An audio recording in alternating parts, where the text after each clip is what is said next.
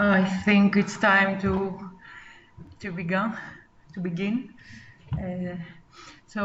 I would like to welcome Professor Nautz for being here today with us to the series of the research seminar in the framework of the TRANSMONEA project, a seminar under a general thematic currency crisis and representations of money and of economy.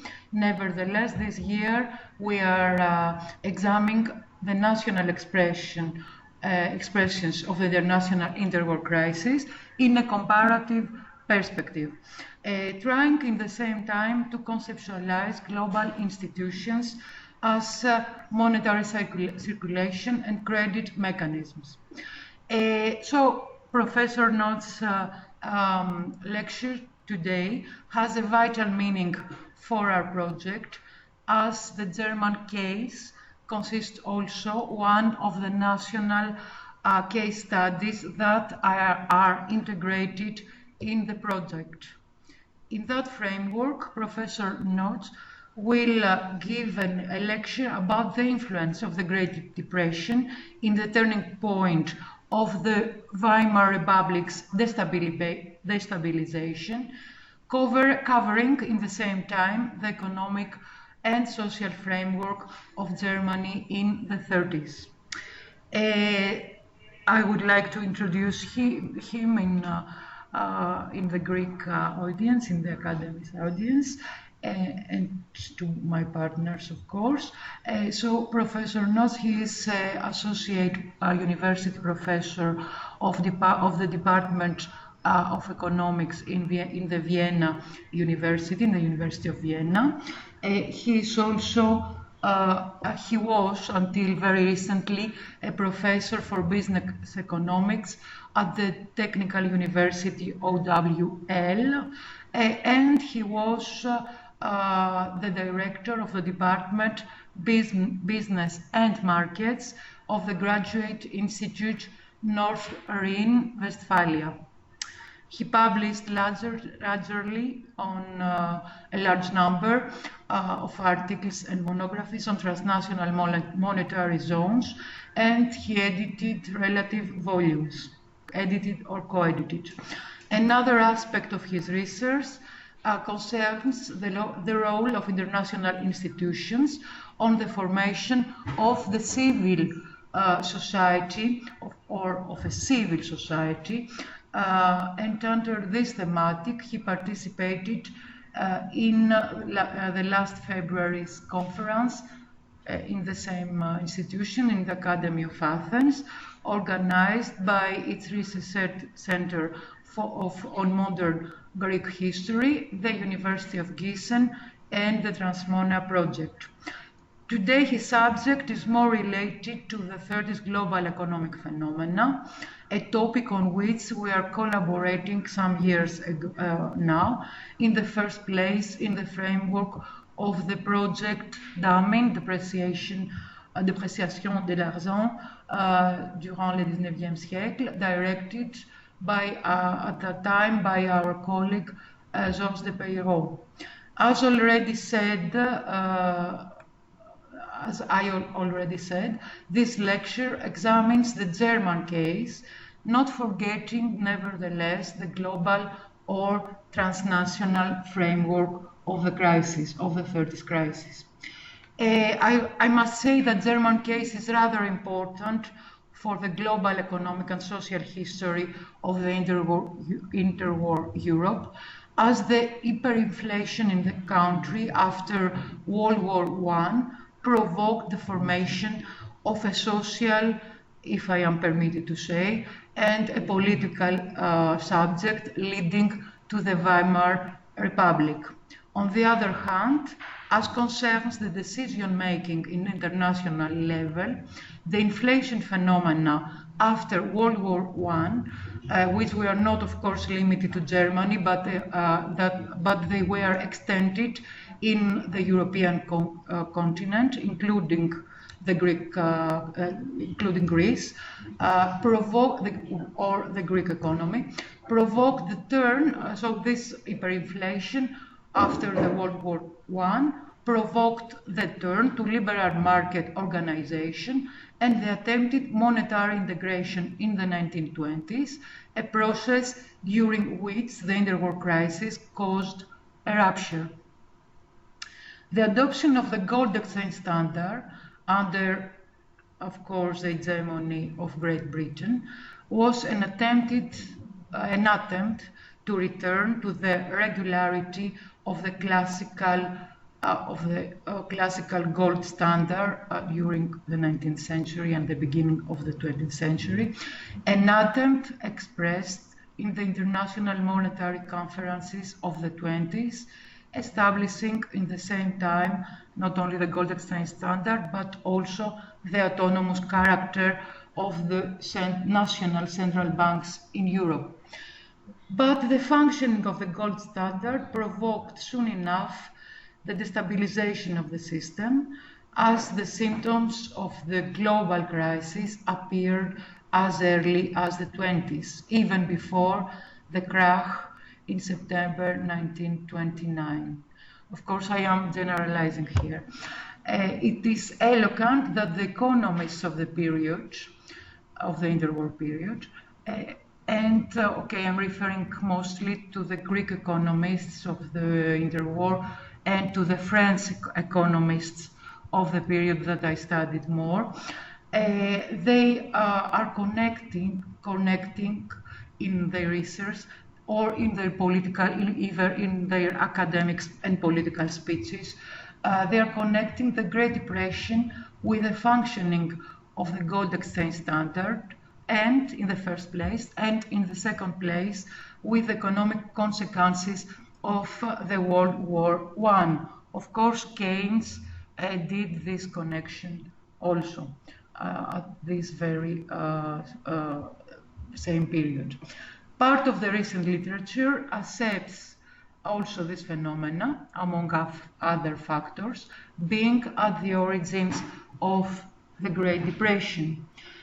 In Germany, the assessment of interwar monetary instability can be understood as a major factor for the rise of totalitarianism. The turn of Germany towards economic autarky and under the Nazi regime, of course, and the consequent principle of economic nationalism not only constitute role models for the countries of Southeastern Europe or for parts of the local elites, but also negatively affected the functioning of international institutions that were de facto linked to the attempt of economic integration or of economic liberalism during the 20s and the early 30s. As Germany abandoned the organs of the League of Nations in 1932, this affected the general security system applied by the League of Nations after World War I. These evolutions permits us to develop a working hypothesis on whether monetary instability in the country has had the effect of consolidating political totalitarianism and of economic autarky, expressed also by international trade exercised in the form of clearing. In this point, it is vital to put a conceptual differentiation between the 30s state protectionism or states interventionism in Europe and the Keynesian politics applied in Western Europe after the World War II during the Trente Glorieuses. On the other hand, as Professor Nautz will demonstrate today, there are remarked positive effects on the German economy, and especially as concerns German industry after the turn to the protectionist politics applied by the Nazi regime.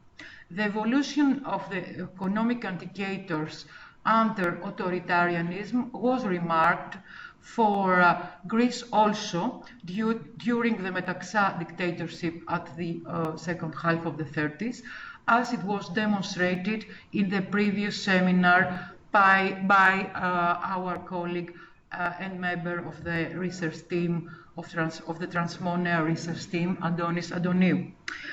But what corresponds this increase of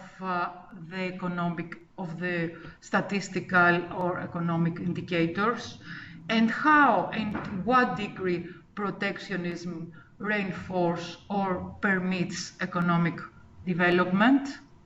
Those are questions that I don't know if economic history has already resolved them until now, but I believe that Professor Nautz will help us to respond or to re-establish these theoretical or methodological questions.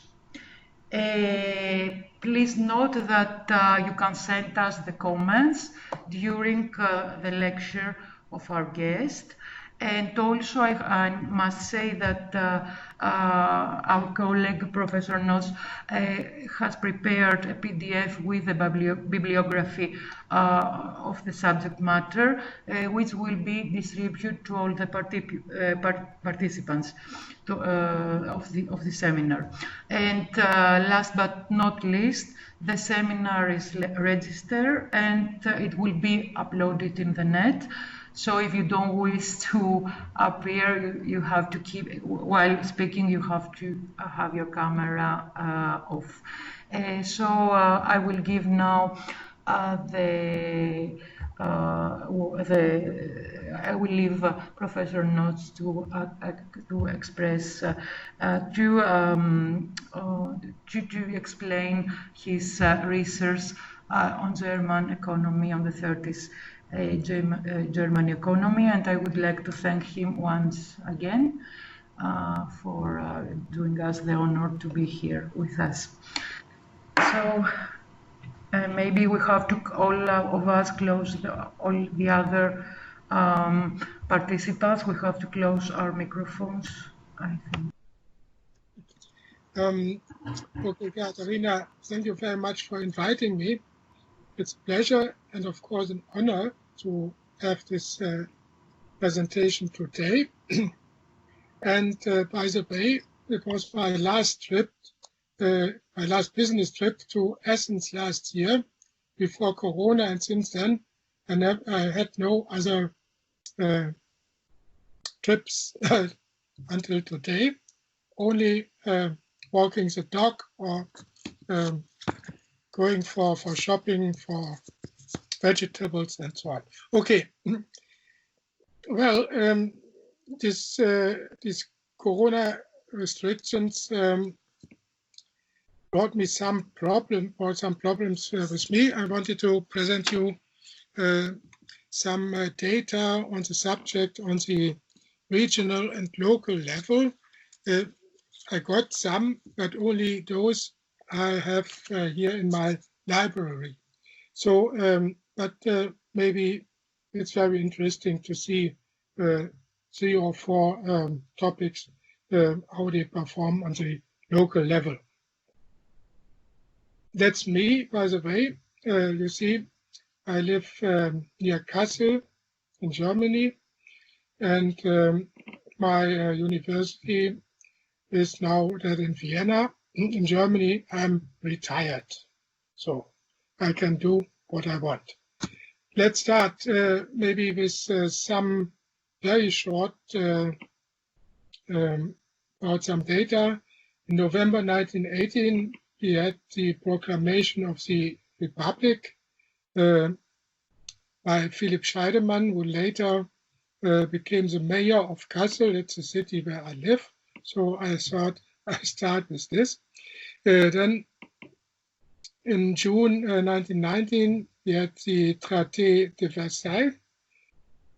23 to 25, the occupation of the Ruhr by France and Belgium.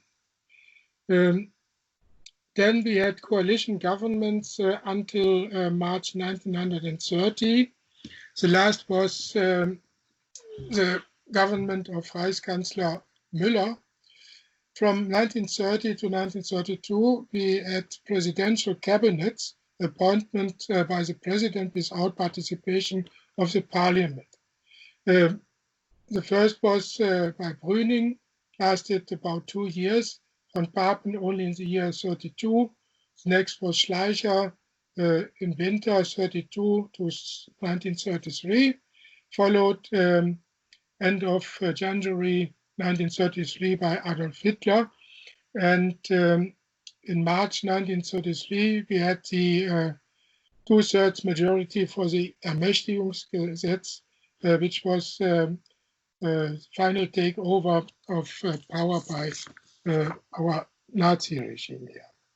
So that's short about the political development. If you look at the economic side, we could say we can use an economic periodization, that we say we have first the period of inflation and hyperinflation, 1918 to November 1923, sorry for this 201, followed by a period of relative stability, the years 24 to 1928, maybe 1922, it's a bit topic of discussion. This followed by, we talk about the Great Depression, the years 1929 to 1932. After 1932, recovery started, but sometimes you can read that depression lasted until 1939 in a couple of countries. The period of Weimar was followed by the Nazi regime, which first, what we have a look later on, is the economic recovery under the sign of the NS consolidation of power and war preparation. If you look at the development of the GNP and the GDP, you can follow this periodization very easily. What I present here is a calculation made by Albrecht Ritschl from London School of Economics and Mark Spörer from Regensburg University. It is based on the real prices of 1913. And then you see they use a deflator to calculate real GDP and the index for real GNP.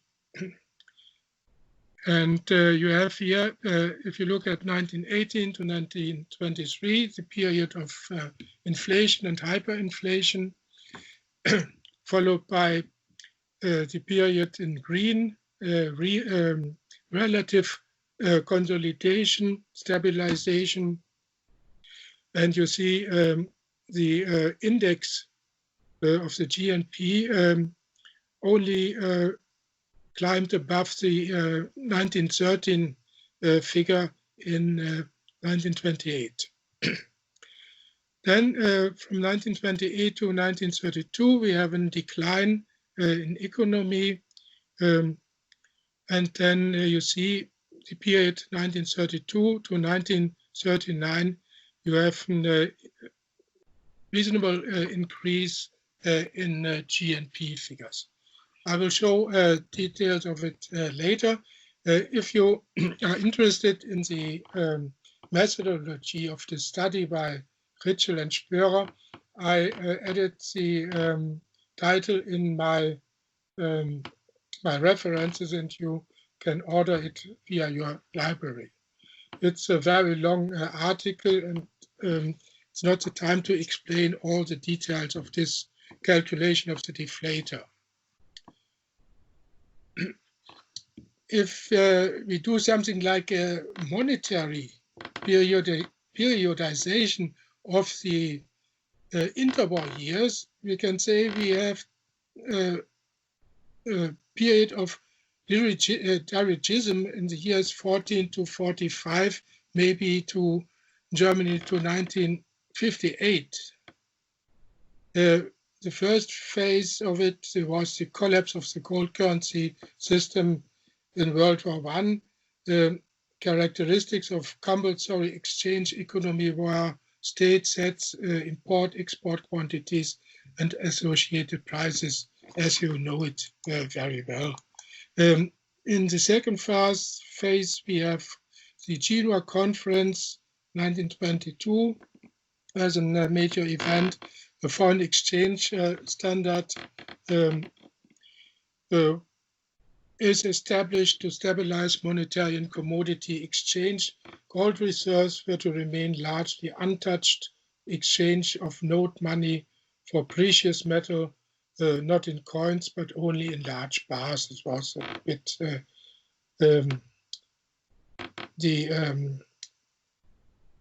the topics here. And the third phase is the collapse of currencies and world economic crisis and the transition to war economy.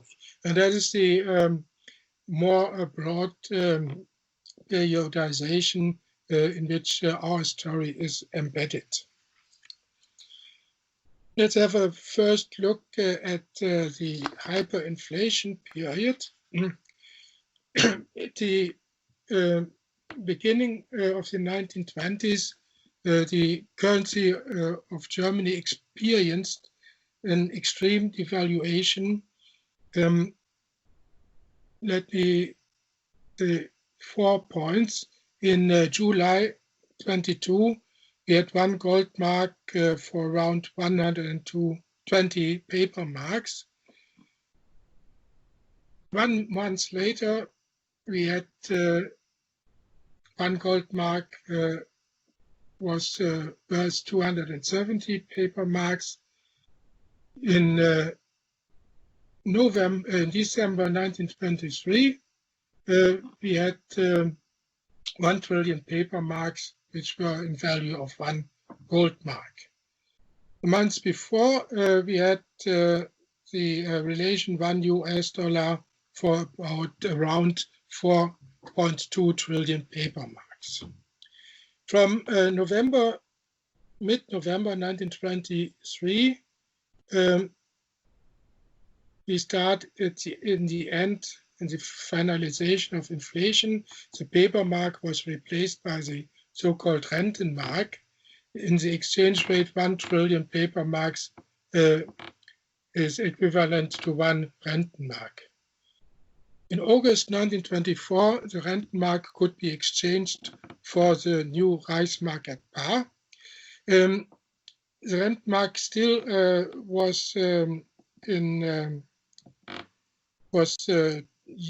could be used. It was still possible to pay with both currencies.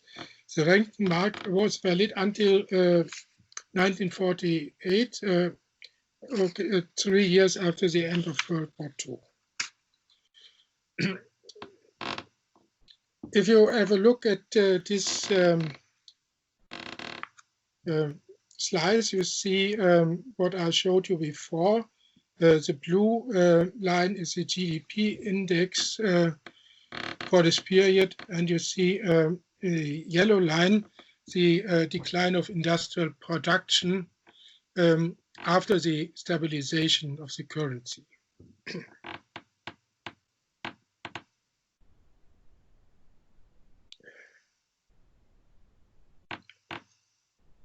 Sorry, at the end of the hyperinflation, then return to growth. If you have a look at the value added of the economic sectors, you see for the year 1925 that agriculture has a share of 3.7 billion euros, or 15% 0.7%. Manufacturing was 11.3 billion in euro and 48.5% shared. Trade, transport, hospitality was 17%, which were 4 billion euros. And the service sector was about 3.9 billion euros with a share of 16.7%. So you see that manufacturing is the leading sector, and agriculture on the fourth place at this time. But agriculture still counts here.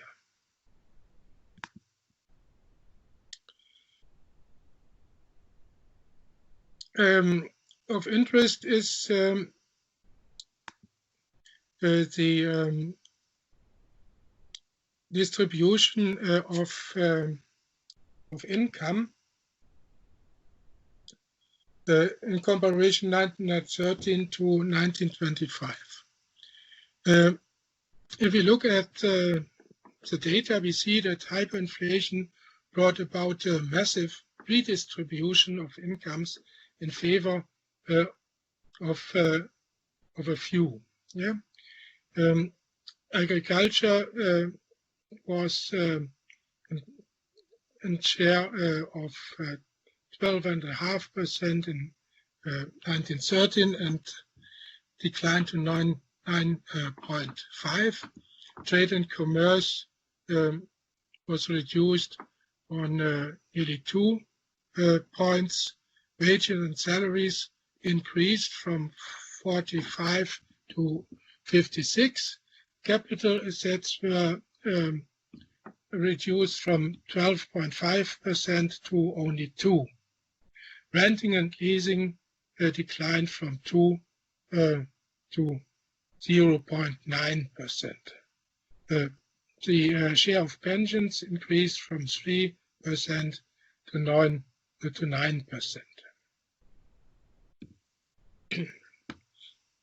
The owners of savings, mortgages, bonds, and insurance policies were, we can say, expropriated. And owners of tangible assets, including shareholders, were favored. They had not infrequently already earned from the war the years before. Inflation liquidated the debt of the state and all public corporations. So that's the status at the end of the inflation period.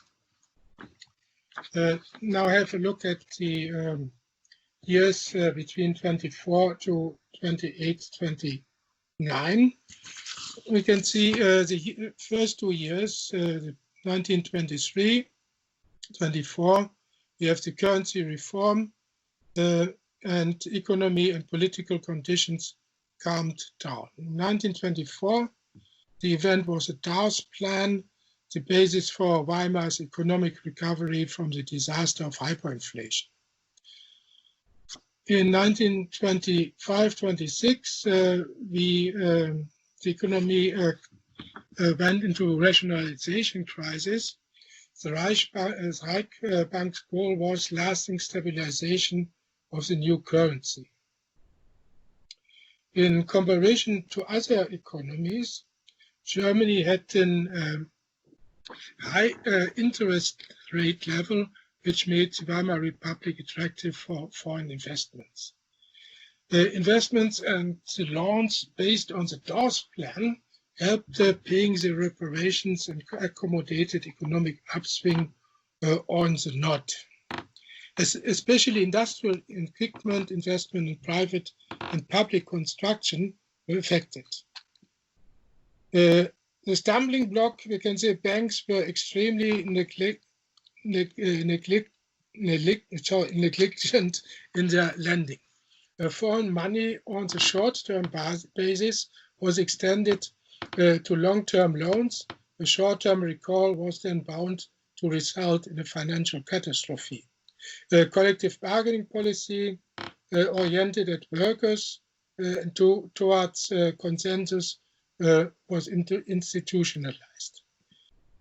The year 1927, the unemployment insurance became the keystone of the German social insurance system.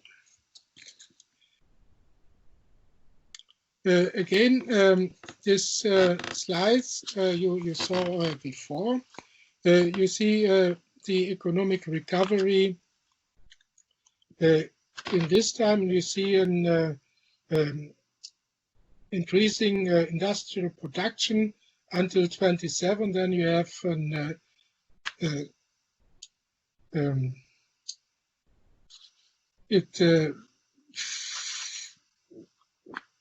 stay on the same level, nearly on the same level until 1929. The same is for the GNP index. This period is often referred to as the Golden Twenties in reference to the cultural flowering. In economic terms, it was only a period of relative stability, we can say.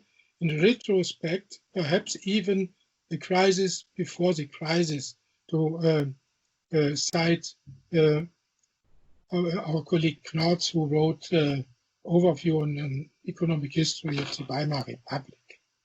The cultural and arts landscape of the Golden Twenties was determined by German painting, literature and German theater, art, architecture and housing construction. But art and culture remained predominantly related to metropolitan milieus. It did not take on any affirmative legitimizing functions for the Weimar Republic. On the contrary, the creations of the avant-garde contrasted strongly with the tastes of the broad public. Conflicts were intensified. Cultural Bolshevism, degeneracy, these were the labels given by Nazis and conservatives to these developments in culture and arts. So we have, on the one hand, something like economic stabilization. On the other hand, we have a huge gap between broad public and the metropolitan elites.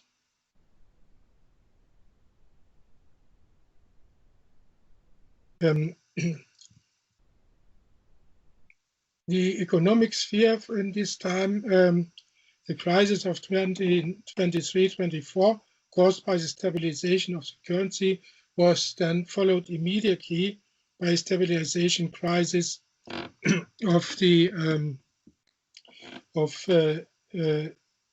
that started in mid-November 1923 and lasted until January 1924. During this period, an adjustment of economic activities to the now reduced and stabilized money supply took place. Subsequently, production in important industrial sectors picked up again, and unemployment declined, supported by an initially still generous credit policy of the Reichsbank, which was to end in early April 1924. Since April 1924, the Reichsbank now rigorously limited the loans requested from it by commercial banks for rediscounting to stabilize the new money. As a result, a severe shortage of money and credit became noticeable, which was expressed in an acute crisis in the real economy until September 1925, and then turned into a milder depression by the end of 1926. And this was found its counterpart in growing exports. So you could So you had this. So you get this data as you see in this on this slides. You had in the German economy at home problems which you could correct with growing export figures in this time.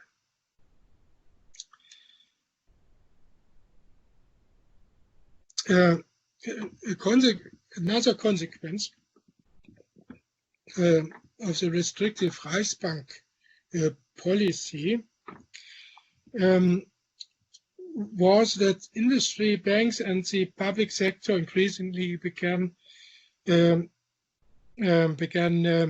to satisfy their credit needs on foreign capital markets, and did not stop it even after the Reichsbank had lifted its credit restrictions in September 1924. After the currency reform, industry felt for the first time the effects of the increased tax burden compared with the German Kaiserreich. The resulting real increase in the cost burden on companies meant a reduced possibility of self-financing. Overall, we can say economic growth occurred between 24 and 29. It was not until 29 that Germany's industrial output exceeded its pre-war level for the first time, reaching 102.3% of the level of 2013.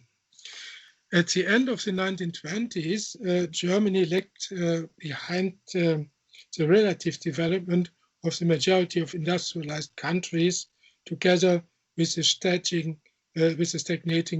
Great Britain economy. And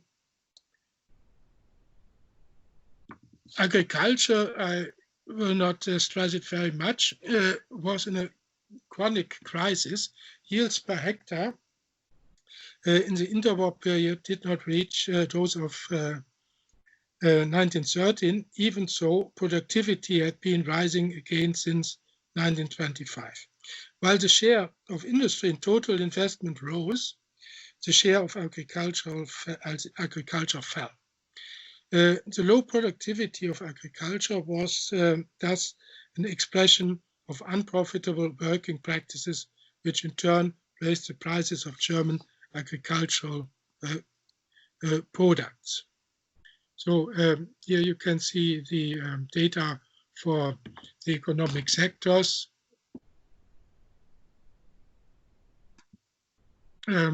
For the years 25 and 29.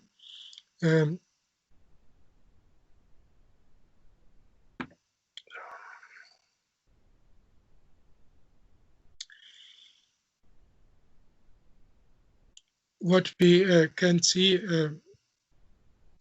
on this slide is that we have in the years from 1922 to 1924 an increase of unemployed persons, then a reduction of the unemployed between 24 to 25, and then again an increase of unemployment, followed by lower figures in 1927 and 1928. These data on about unemployed persons are not that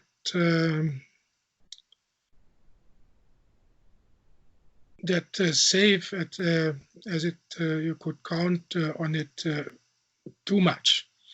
For the years before 1930, the annual average of the available job seekers was reported, and you can find in such figures.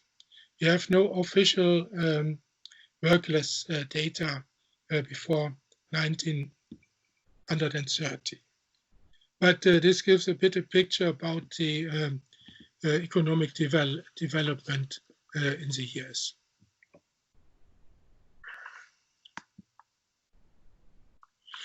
Let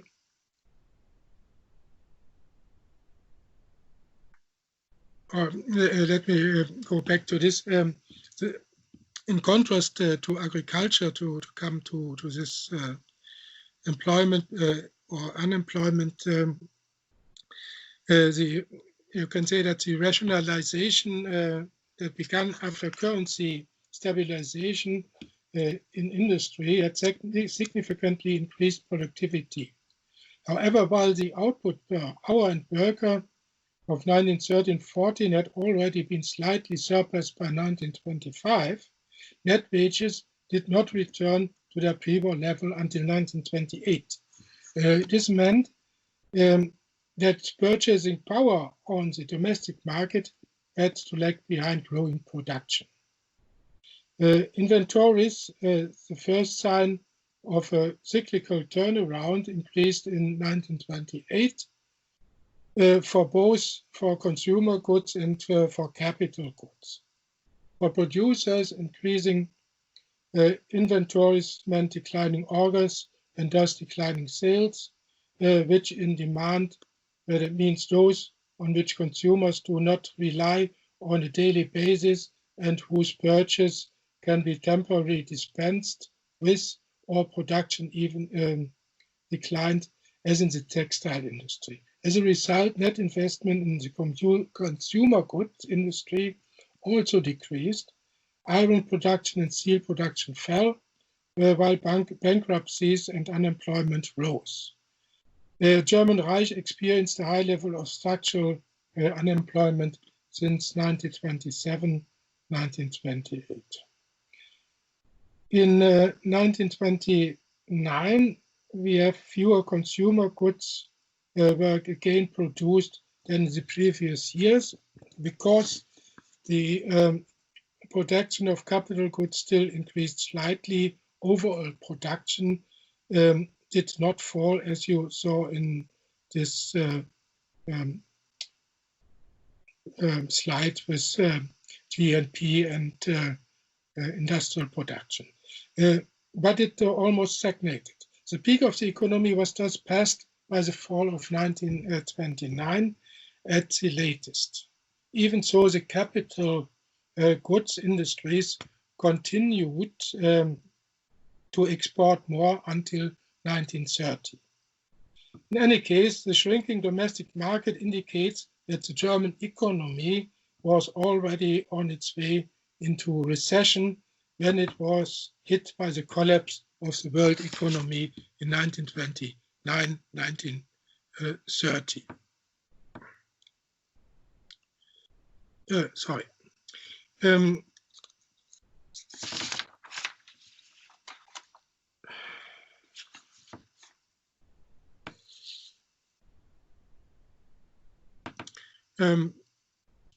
This slide shows you, or gives an overview on the expenditures and debt on the German Reich in the fiscal years 1926 to 1927 to 1932, 1933.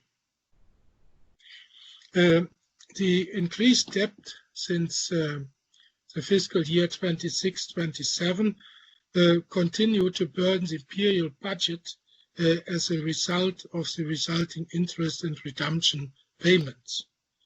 From the end of 1928, at the latest, almost every month's end was now overshadowed by payment difficulties, meaning that civil servants and creditors of the Reich, for example, could never be sure whether salaries or outstanding debts would be paid on time and in full.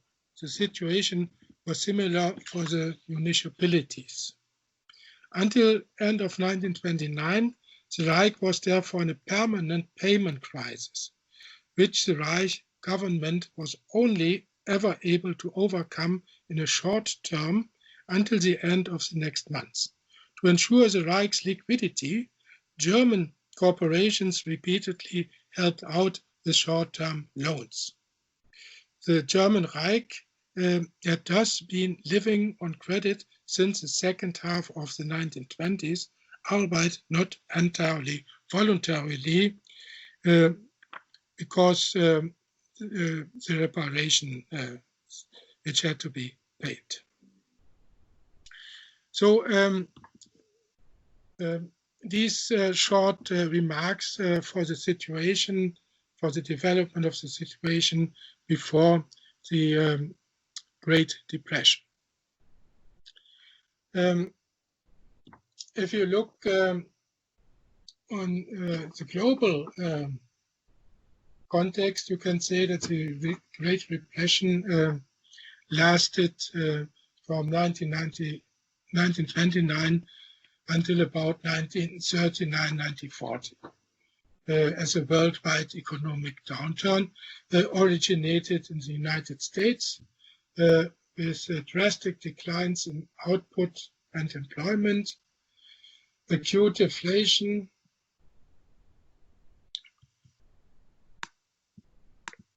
fundamental changes in economic theory, economic institutions, macroeconomic policy. It had an important impact in social and cultural area. Okay, I said globally, we can, or in literature, you can read that the depression lasted until about 1939, 1940. Technically, it ended in most countries by 1933, when their economics started to recover. But most, not only the German Reich, did not completely recover until the late 1930s or early 1940s. We have different levels we can identify. First, the real economic level, the collapse of industrial production from 29 to 32, accompanied by a collapse of employment and a collapse of the world trade at the same time. Secondly, we have a monetary level. We have to see the deflation period from 1925 to 1932. The price decline particularly sharp for raw materials and already after 1925. We have a financial level in fall 1929, the collapse of stock market prices, bank collapses in the 1930 to 1933, insolvency of numerous sovereign debtors as of 1931 to 1933. We can identify an institutional level. We have an abandonment of gold standard, Great Britain in 1931, the US in 1933, France in 1936. We see protectionism, we have rising import tariffs, bilateralization of foreign trade. To focus on the financial sector, I said it started October 24th, 1929. The stock market crash marked the beginning of the Great Depression. It was the Black Thursday. Germany was first affected. American banks called in all their foreign loans at very short notice. For May 1931, we have to notice the collapse of the Kreditanstalt Bankverein Vienna. With that, financial crisis came out of control. However, the economic downturn had already begun earlier, as I told you before. Germany's economy slipped into a downturn early in 1928 and then stabilized before turning down again in the third quarter of 1929.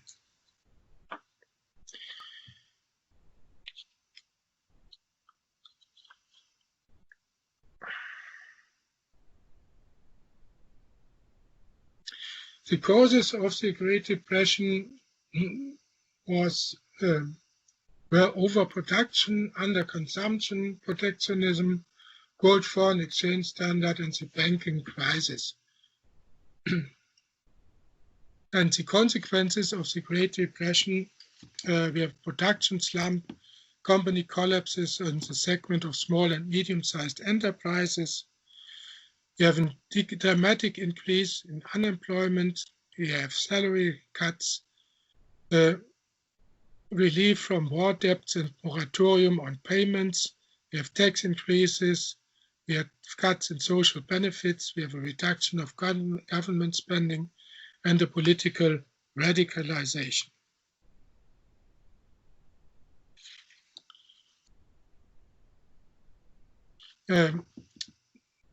This again, you can follow on the two curves you see here, the GDP index and the industrial production. You saw it sometimes before. You have now here the time 1929 downturn until 1932, and then recovery starts.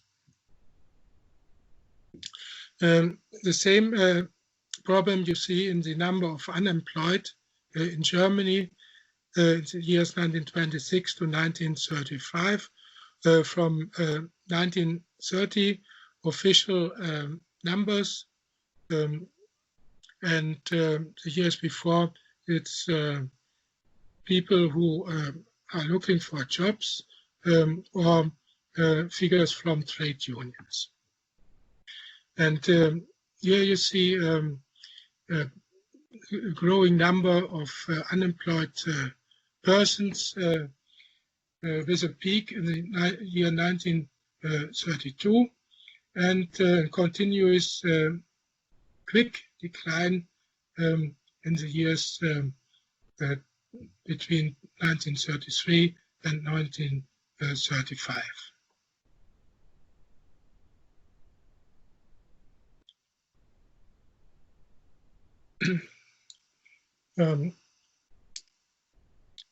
Decline of prices and production in selected European countries. This was named before. You see the German data on the left side. The price development is blue, the production development the yellow, and the green is the development of the GDP.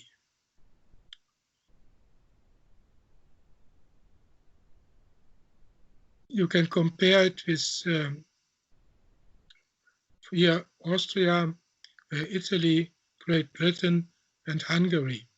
If you compare it with Great Britain, you see, for instance, an enormous greater decline for all the prices, the production, and the GDP.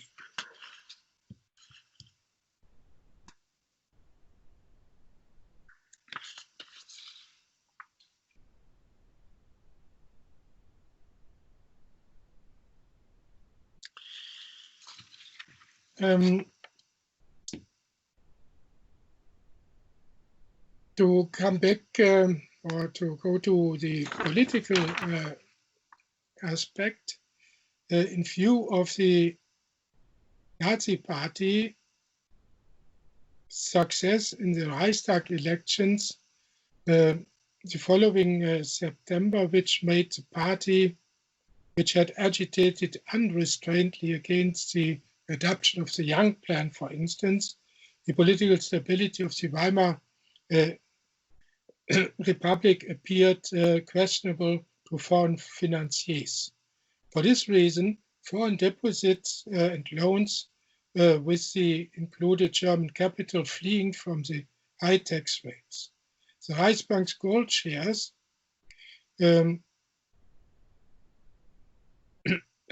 sorry, the Reichsbank Gold sales even show that the first Germans to flee the Mark were those living in France, who were then joined by the British, French, Dutch, and Swiss, and only last of all by US citizens. 17% between the summer of 1913 and June 1931. This shrinking process was to accelerate mainly because banks were trying to increase their reserves in order to maintain their liquidity. The banking crisis in the German Reich, but also in Hungary, Czechoslovakia, Romania, and Poland, was triggered by the insolvency of the Österreichische Kreditanstalt, Austria's largest commercial bank, on May 13, 1931. The major German banks, like the Kreditanstalt, suffered from an unfavorable ratio between equity and borrowed funds. After losing external funds, about 870 million Reichsmark, in 1930, the major German banks lost 1.4 billion in gold and foreign exchange the first half of June. Sorry. Next year. The reason was also the preceding expansion course, especially of the major Berlin banks, which had criminally neglected their equity, capital, and liquidity, as you see in this slides. The withdrawal of foreign funds accelerated with the crisis in the real economy. You see here the relation capital and reserves to balance sheet totals. 1913, it was 23% of the total assets. In 1930, only 7.6%, or in the year before, only 7.0%.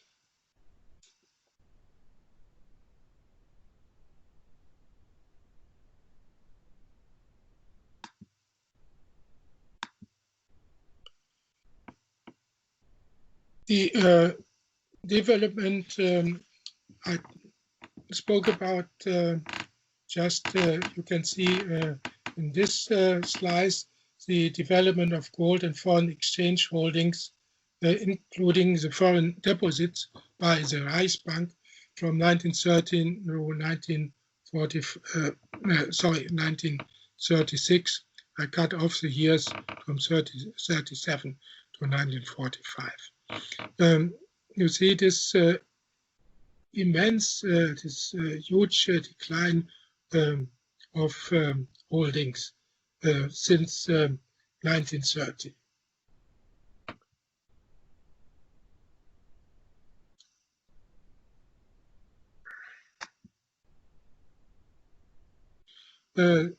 You can detect the problem again on this slide. If you look at the comparison of shares of world gold reserves held by central banks and governments. The first line you see Germany started with 4.7 in 1913 and had 7.9 in 1918, and in 1935 it had only 0.1% of the world gold reserves in that resource. France, for instance, could improve the share until 1931 and at about 20% in 1935. And the United States started 1913 with 26.6 and developed their gold reserves up to 45.1%. You see the very weak position of the German Reichsbank in this slide.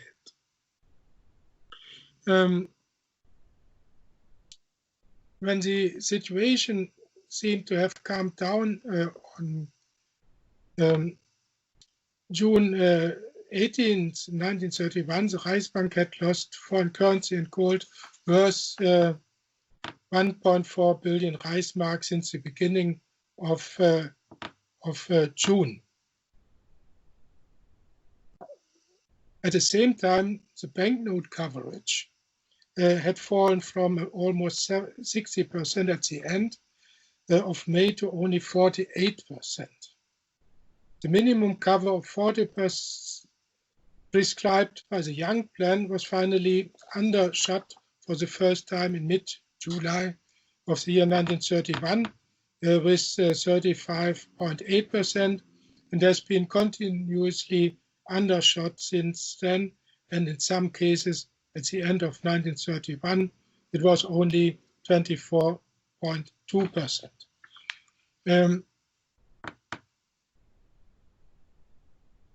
The moratorium announced by President Hoover took effect, suspending reparations payments until end of June 1932.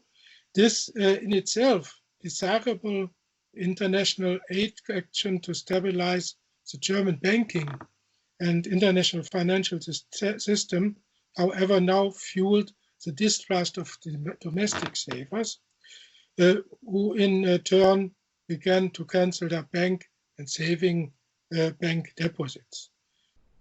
When the old and respected Danat Bank, for instance, stopped its disbursement on Monday, July 13th, a panic-like run on all banks and savings banks began.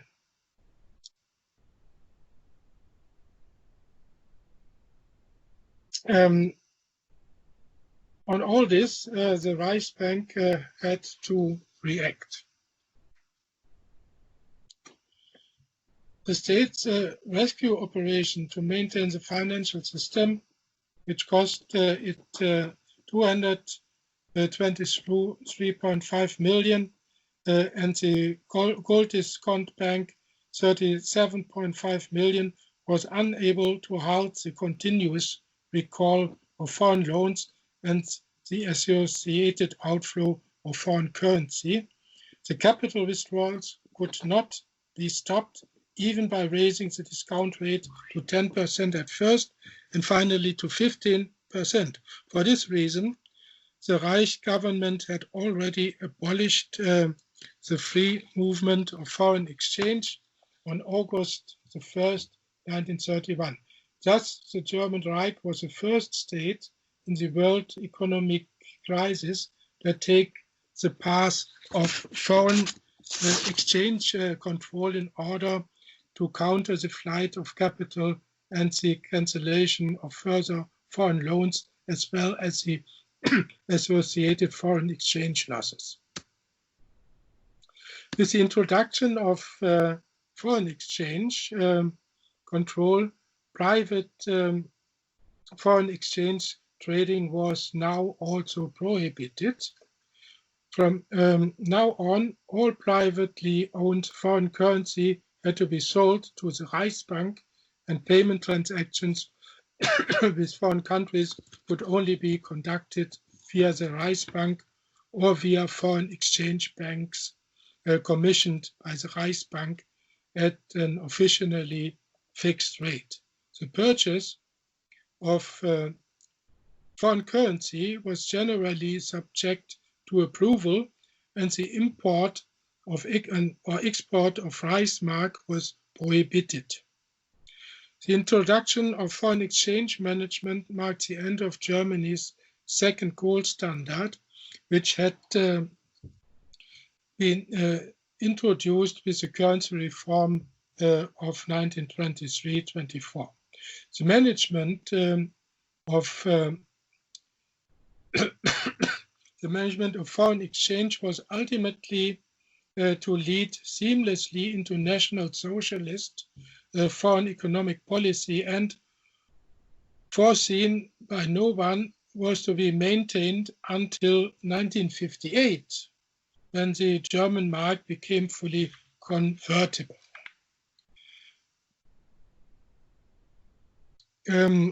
This swing from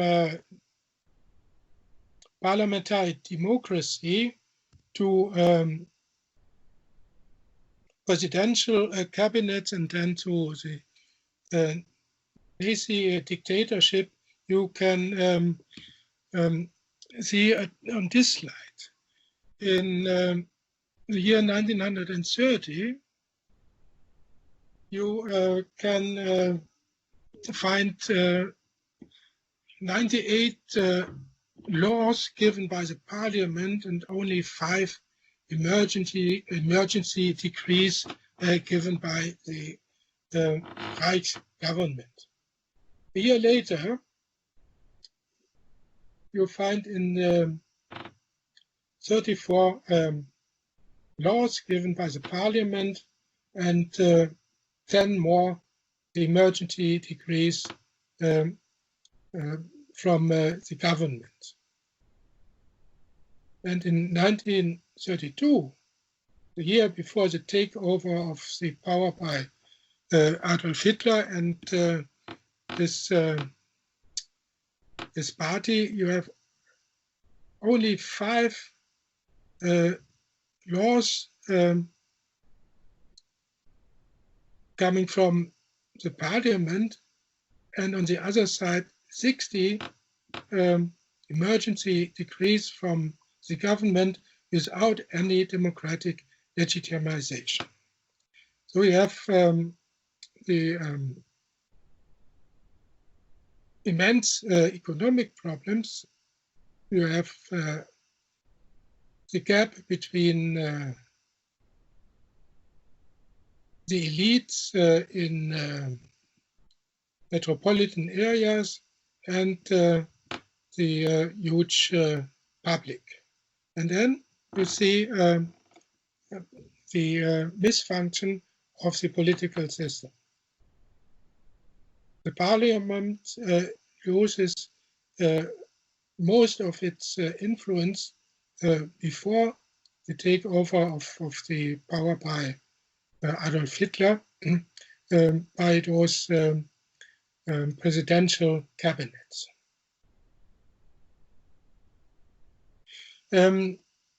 As Katharina pointed out at the beginning, we find an upswing under the consolidation of Nazi dictatorship.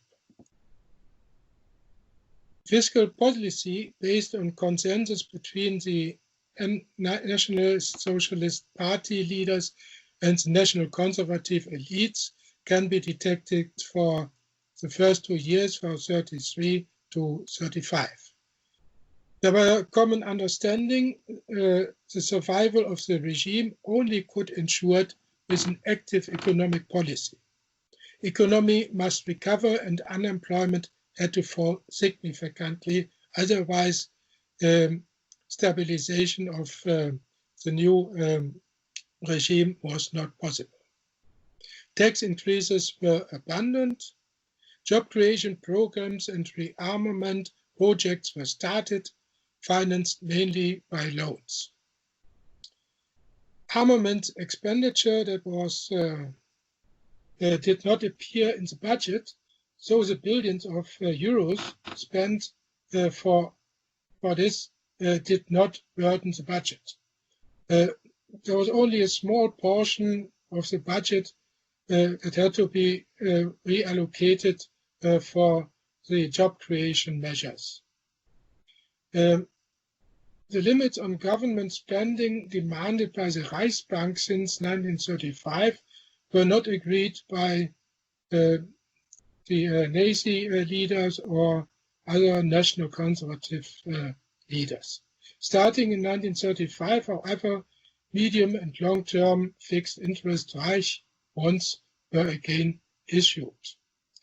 if you want to read more and the actual findings of research, you may go to the publication of Banken last year published. Again, this slides I love very much. You see this development in economic terms here for GDP and industrial production. You see it in the decline of unemployed peoples since 1932. You have the highest number in 1933, the peak, and then it's continuously declining.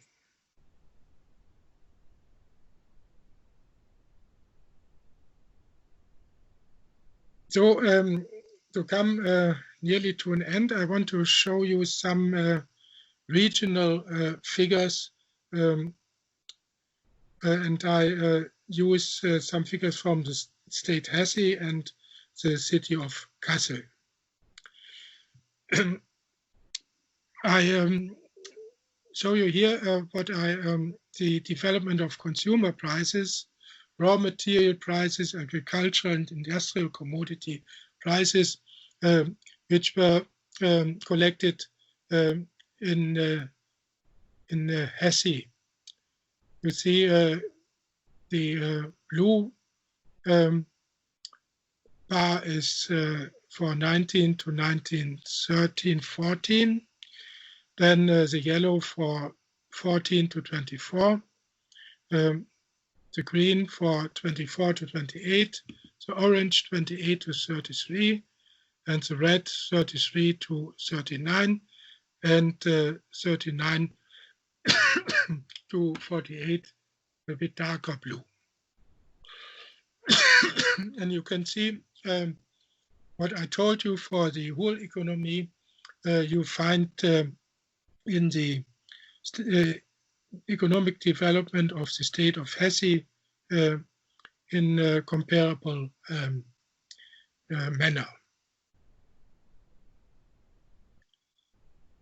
The changes in percent of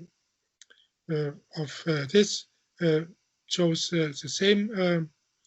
You see the deflation in the years 28 to 33, and growing prices after it in the recovery periods 1933 to 1939, and then in the war periods 39 to 48.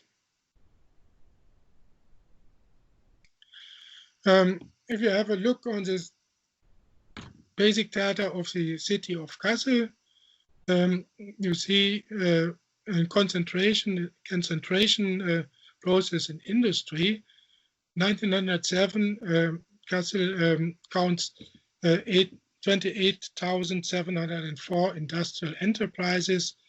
1925, it has 3,694.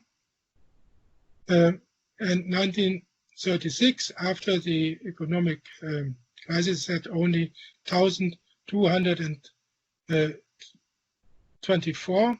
1939, the number of industrial enterprises is 1,565. In the same time, you see an dramatic increase of industrial employment. In the year 1925, we have 3,694 enterprises with 23,235 people on the payroll, and in 1933 we have 4,242 enterprises and only 20,333 the number of employment. You have 3 years later only 1,124 industrial enterprises in the city lines of Kassel, but 46,987 workers in their plants. 3 years later, in 1939, you have 1,565 enterprises, and with more than nearly 61,000 people of workforce. The share of employment in industry grows from 1925 with 32.4% to 52% in 1933 and 56.4% in 1939. Service employment increased too, and the total employment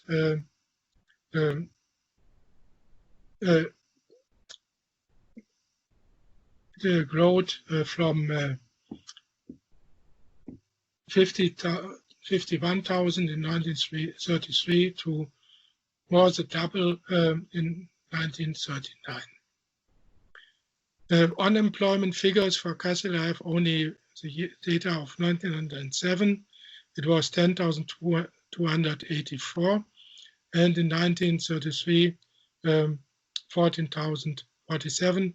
For the years 36 and 49, there are no figures available because the archives are closed, so I can't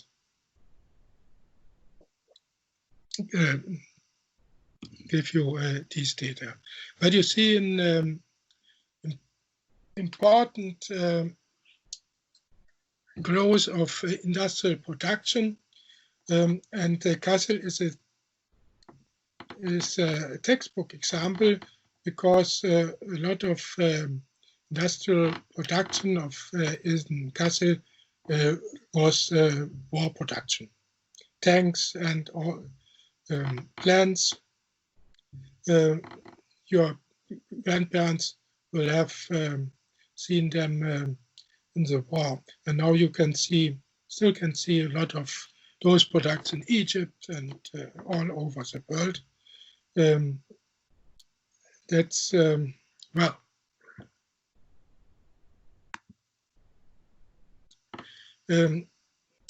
I have it for the main major company in Kassel. It was Henschel, and the data for the Nazi period do not include forced laborers. And you see for the company level, the same or nearly the same developments I try to show you for the national and for the state and the local level. And Henschel is one of the producers of war material, tanks, plants, and they were involved in the development of missiles and atomic bombs. Another prominent Kassel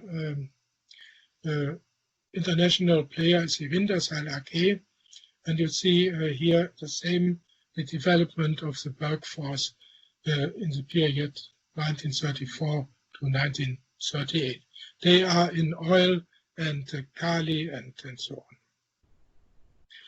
Okay, let me finish my long presentation with some remarks to the discussion which started again since 2003 about cause and effect relationship of the currency and banking crisis. We have since 2003 a debate about this, which contained conclusions for the assessment of economic policy. It started with publication by Thomas Ferguson and Peter Temmen, Made in Germany, the German Currency Crisis of July 1931. The banking and currency crisis in Germany in July 31 had primarily domestic causes. So the argument, it was more of a currency crisis than a banking crisis. Failures were more likely to be found in politics than in economic sphere. The lack of political will to combat the crisis had caused the currency crisis. Structural problems in the banking system had not been the main cause. That's the position of Ferguson and Temin. The year after, German colleague Schnabel made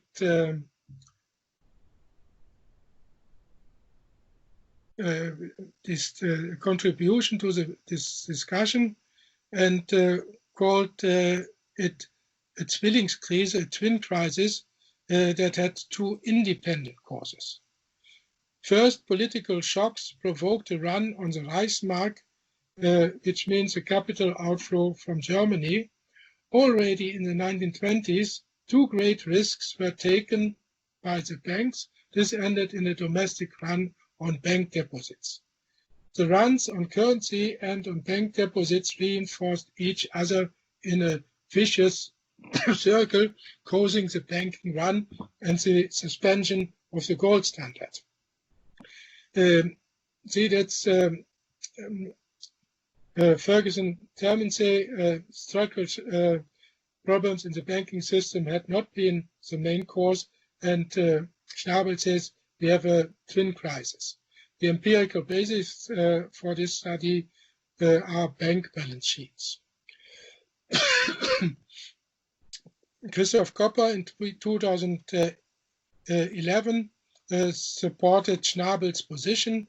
His argument, major German banks got into troubles because of the high write-downs on large borrowers. These write-offs were the result of insufficient monitoring of the borrowers. This deficit of information about the situation was exploited by the debtors. So that's the assist of Christoph Kopper.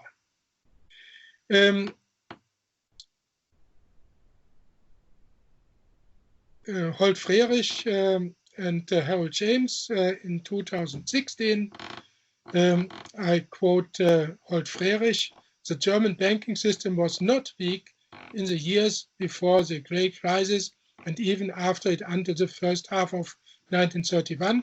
On the contrary, it provoked remarkably resilient to shocks. To attribute the banking crisis to the lack of effective regulations, as Schnabel suggests, does not seem to me to lead to the most important. So that's the position of Holt Frerich, which was assisted by James. How could we conclude or sum up? The economic slump in Germany had already begun in the last quarter of 1928. In August 28, we see the Frankfurter Allgemeine Versicherungs Corporation, a top address among the major German insurance companies, went bankrupt. This caused losses for German banks and foreign lenders. The inflow of US capital to Germany had declined sharply since the second half of 1928 compared with the years before. Already in the initial phase of the Young Plan negotiations, there had been withdrawals of mainly French capital from Germany in April 29. The Reichstag elections of the 14th September 1930 had the effect strong gains in votes for the NSDAP and for the Communist Party led to high withdrawals of foreign capital from German banks and capital flights from Germany. It was not until the third wave from late May to mid-July 1931 that the banking crisis in Germany was triggered. The losses of the Danat bank, another prominent German bank, and other banks from the bankruptcy of the Nordwolle concern had much less to do with that then the disproportionality larger losses of deposits due to withdrawals from abroad and German capital flight, which is a hallmark of a currency crisis. These withdrawals had been triggered by cardinal economic policy errors of Vice Chancellor Brüning. After the near collapse of the Austrian Kreditanstalt in mid-May 1931, and the danger of contagion threatening the German universal banks, preserving the confidence of foreign investors in the safety of their investments in Germany should have been given top economic policy priority, as Holtfrerich says it. The propagation of foreign policy and military plans meant a deliberate aggravation of the banking and currency crisis. Brüning's tribute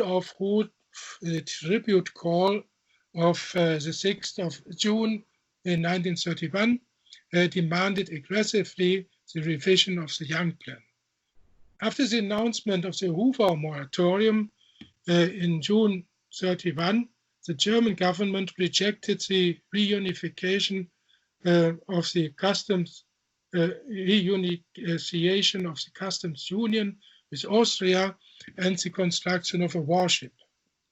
But that was a French condition for its agreement to a one-year moratorium of all reparations and interlight debt payments.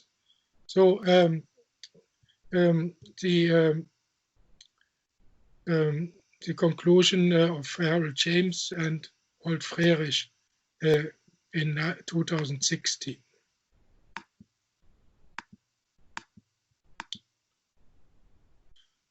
So it's for me the end of my presentation. Actually, it was very much information on the one side, but comparing with the libraries full of publications for the subject, it was a very short presentation. Thank you. Thank you very much for your presentation and the exploration of the German economic history during the 20s and the 30s.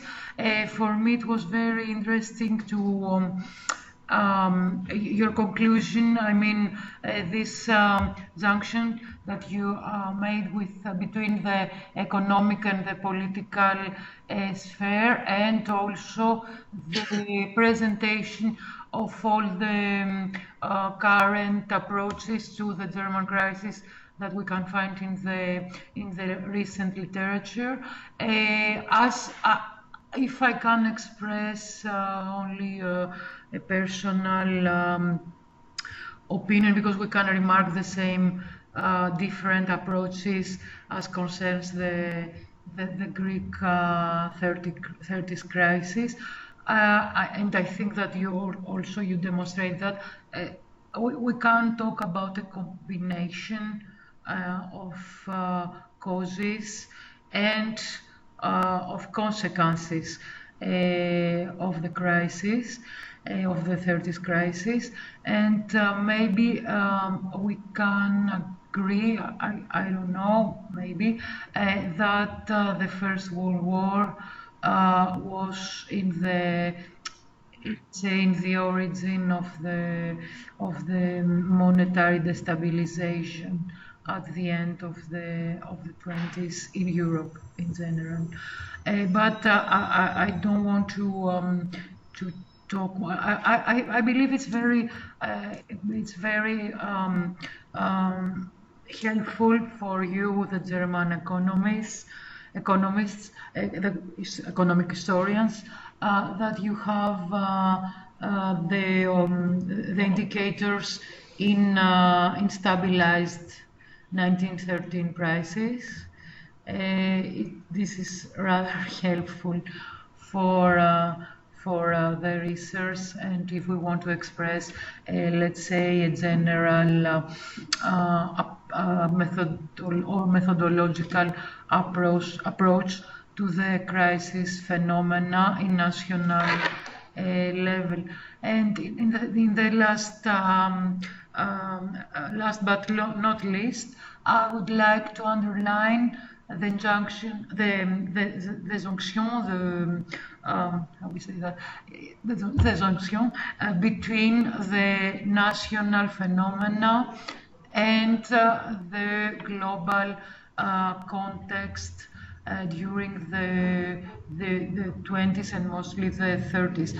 And it's important, the turning point of the early 30s, with all this protective legislation. We can remark it, I think, okay, in Greece, of course, I think in most of the Balkan countries, and maybe I believe an Italian colleague will explain that to us, but I think also in Italy we have protectionist measures as concerns currency, almost in the same period.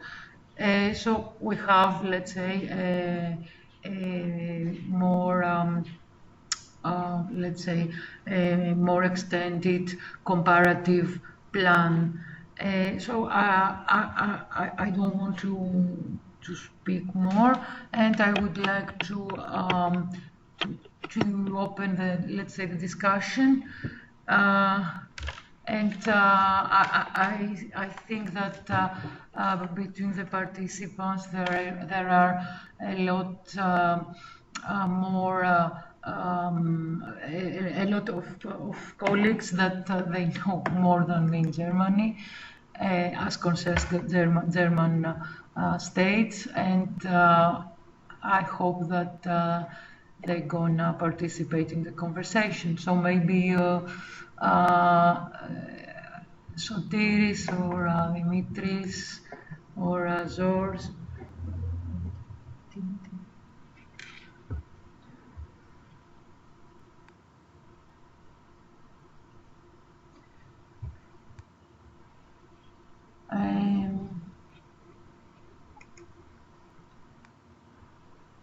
So any questions? Sorry. I would say that maybe you want to give us your personal opinion about the cause of the German crisis in the 20s, let's say, and then I mean it's the currency, the monetary aspect, which was more important, or the banking sector, or the political, let's say, inability to confront the crisis.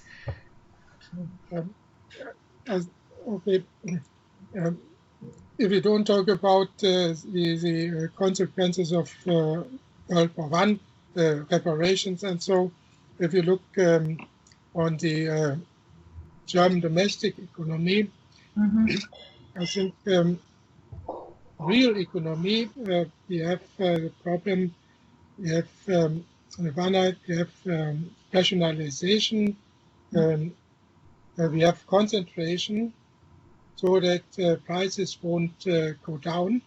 We have a very high price level because of the concentration process, German industry.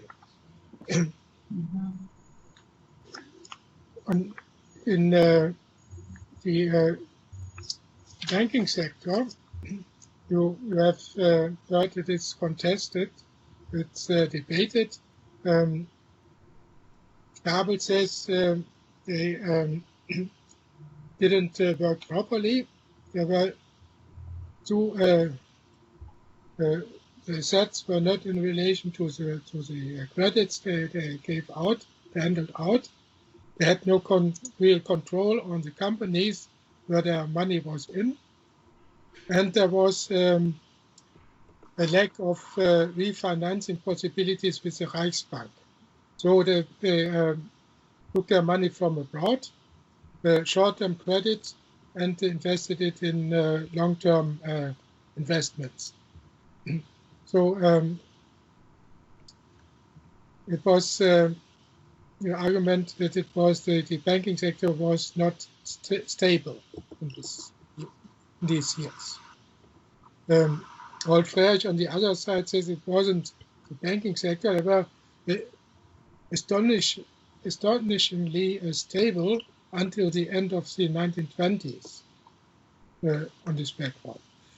We have a public sector which was not able to finance the social burdens. The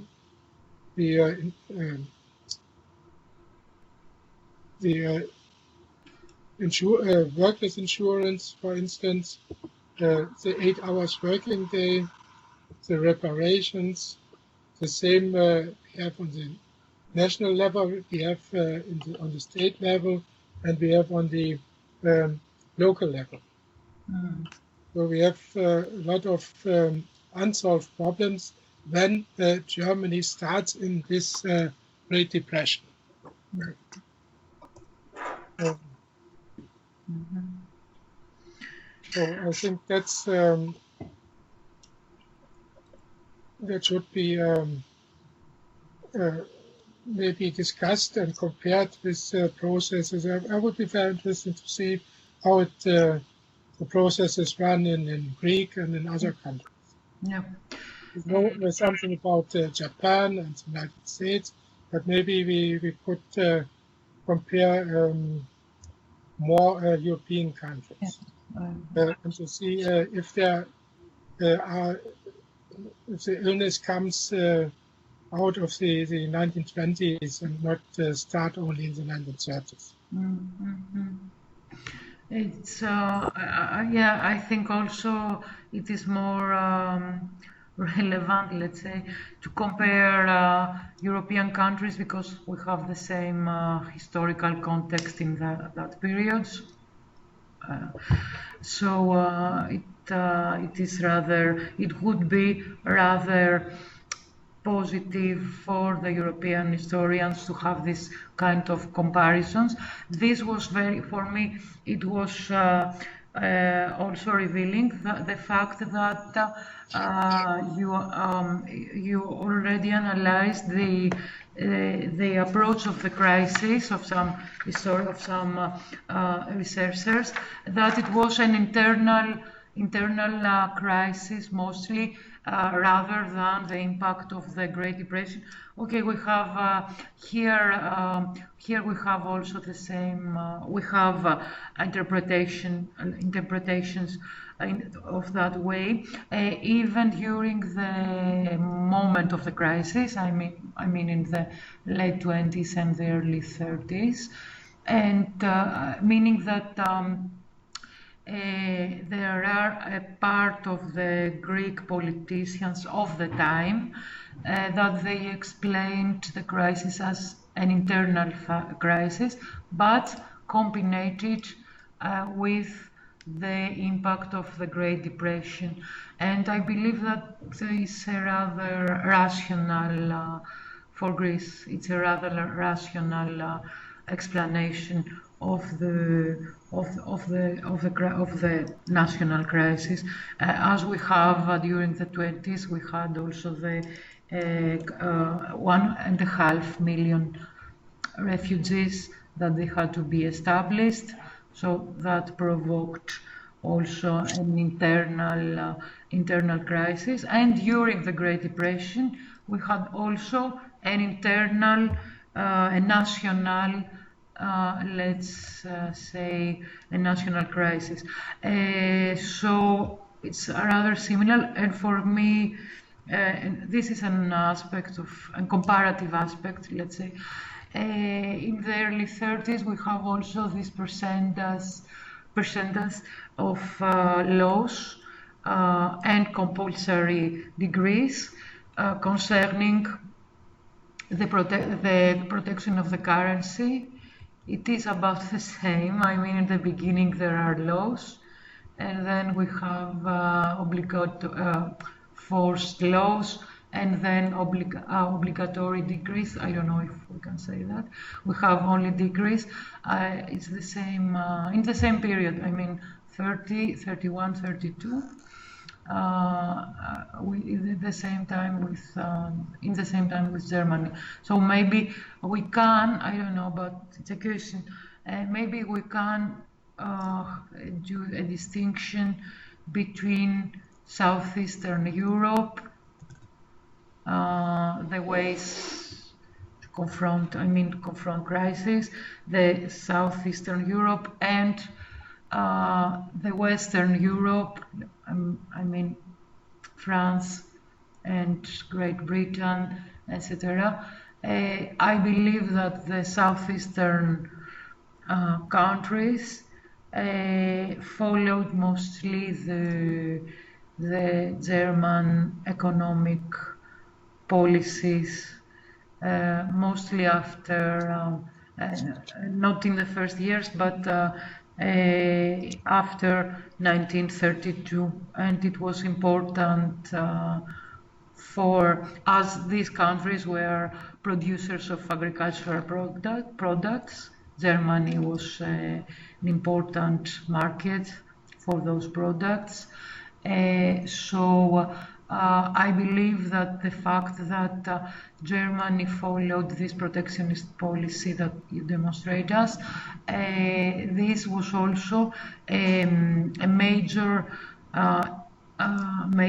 event, a major fact for the economic policy applied in the countries of the Southeastern Europe, mostly concerning the protection of the agricultural production. And this is demonstrated. We have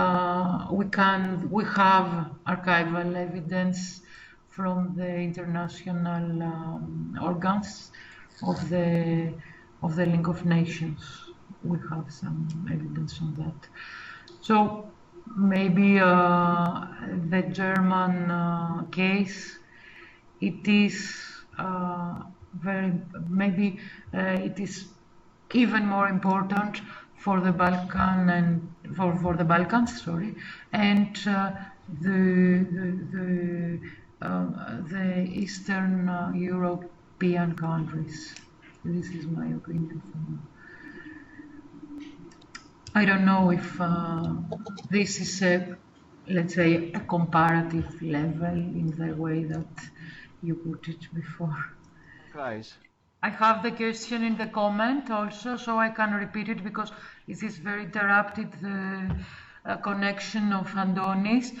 He would like to ask you if you could characterize the important actors on the German crisis, the national or the transnational factors, let's say, meaning the most important actors are the global players or the local or the national actors, in your opinion? Wow. It's tricky. Yeah, it's as I think I said that export foreign trade was for a long period assisted the economic situation. We had serious problems on the domestic markets, especially in consumer. And if you look at this slices, I showed you the development of industrial production and GNP. You see that the weakness of domestic economy is that export foreign trade helped to overcome on the domestic problems. It's huge problem is that the public sector hadn't enough money. The expenditures were since the mid-1920s always higher than the income by taxes and And so they had to finance the public on national level, on state level, and on local level by credits. Yeah. I think that's a major problem. Then I think that the trigger for the immense Great Depression is the banking crisis.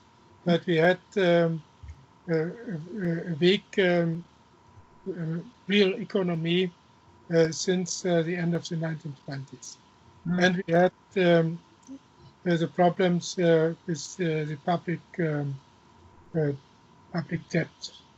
And they have always a lack of financing their obligations. So the high interest rate policy of the Reichsbank, the National Bank, led to growing foreign loans for German companies, for German cities, for German states, and for the national government.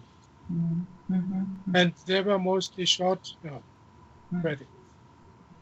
And the banks gave their loans on a long-term level, and the public sector had to refinance their debts again and again. I think that's the combination. The combination. And another aspect is that politicians like Brüning and other conservative politicians were not interested to come to win-win arrangements, for instance, with France and with other European states. The debate about the German-Austrian Customs Union, for instance, is an example. Or the debate about the building of new warships for Germany. You can't expect support by France on one side, and then you start to bring the money into war economy. Yeah, of course. After 10 years or 10 years after First World War ends, and after the exploitation of the French Republic in 1871. So I think we could discuss if this is only unprofessional or if there is a strategy behind it. I believe that this multi-level approach that you insinuated just now, it is the most